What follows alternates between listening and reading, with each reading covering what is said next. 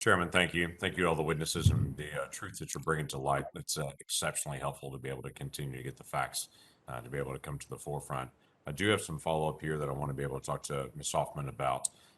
Mr. Hillman had mentioned there are 52 countries right now that they know of that have the safe cities technology in it. My question is, how is the Chinese government not just using that data in these 52 different countries that have the safe cities technology, not how those countries are using it?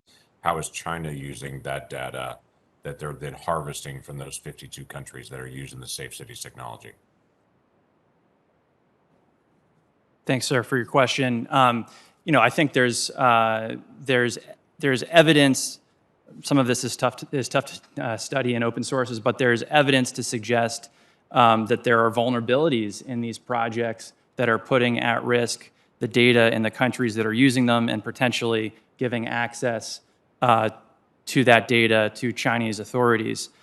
So, for example, in Pakistan, there's actually a legal case underway with a company that was involved in developing a safe city project there that alleges that it was forced to install a backdoor that would allow access to data from Beijing.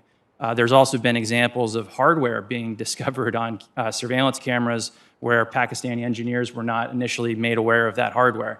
Hardware that could allow you to gain access remotely to those systems. So we see these examples of data challenges. There's a good example in Papua New Guinea, which borrowed money from China and allowed Huawei to build a data center there. And when a third party did a study of that data center, the conclusion that they reached was that the security was so poorly designed that it was probably intentionally designed that way. So I think that there's ample signs to be concerned about some of the espionage risk.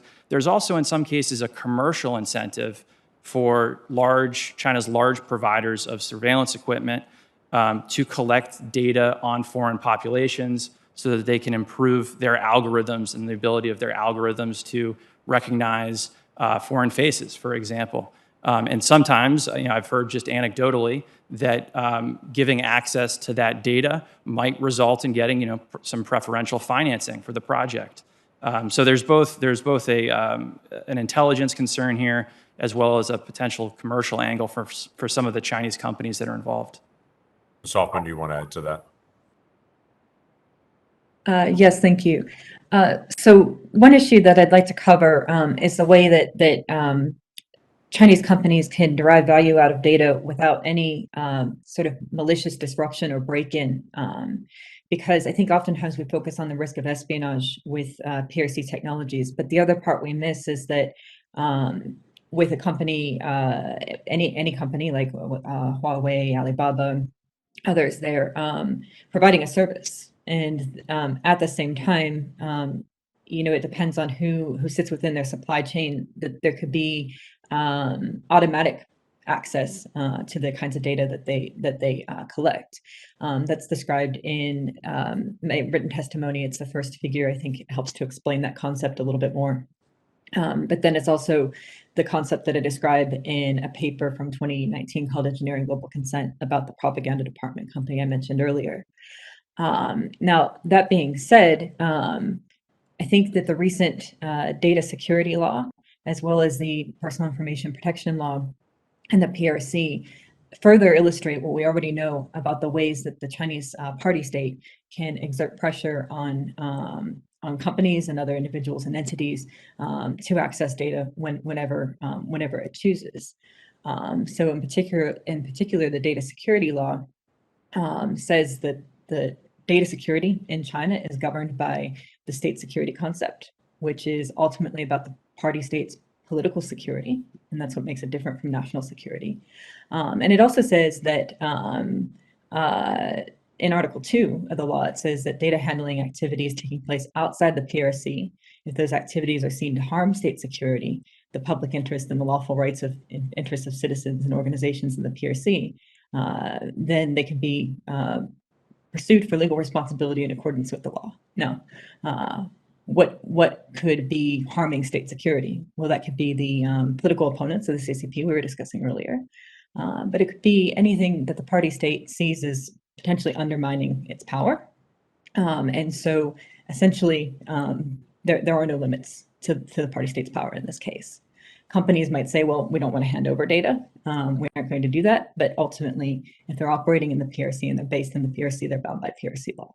So if there is a company that's a Chinese-owned company that's a quote-unquote privately owned, non-state-owned company that's functioning in the United States or in any other country, and they're sending data back to China, that data can be owned and can be captured then by the Chinese government, or the actions of that company can then be overseen by the Chinese government, correct?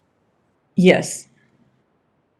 Swang, there's been a lot of conversation about a social score for Chinese citizens that in the surveillance state that they live under, that they're all graded internally and receive some sort of scoring, and they get access to mass transportation, to jobs, to moving, to being able to have the ability to travel overseas. What do you know about the social scoring of individuals in China?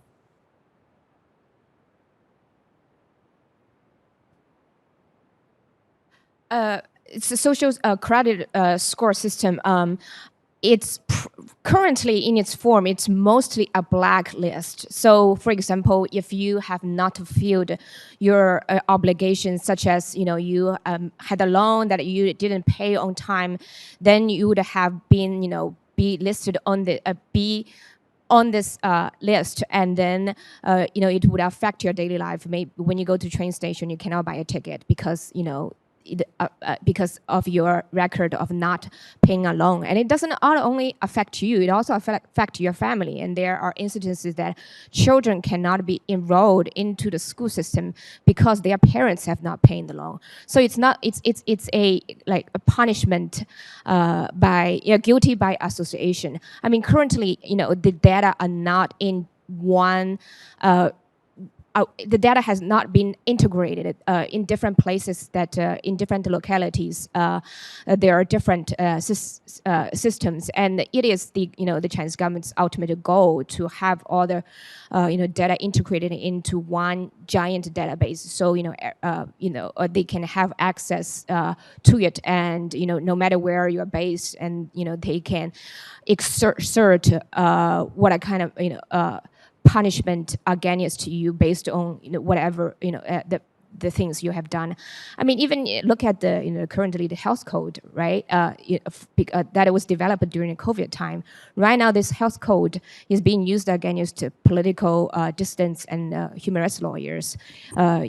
Because you have to have the code to travel, right? It has to be a green code. But you as a human rights lawyer, you are here for the past months, you have done nothing, and you have a red code, and it's a health code. It shows your health risk, but this has nothing to do with your health situation. It's entirely your human rights lawyer. Now you have a red code and you cannot travel. So this is like. The point is that the government can construe it as we try to build a social credit system that is for the good of society, but it can be used in other ways to to carry out their political goals. Thank you. Thank you very much, Senator.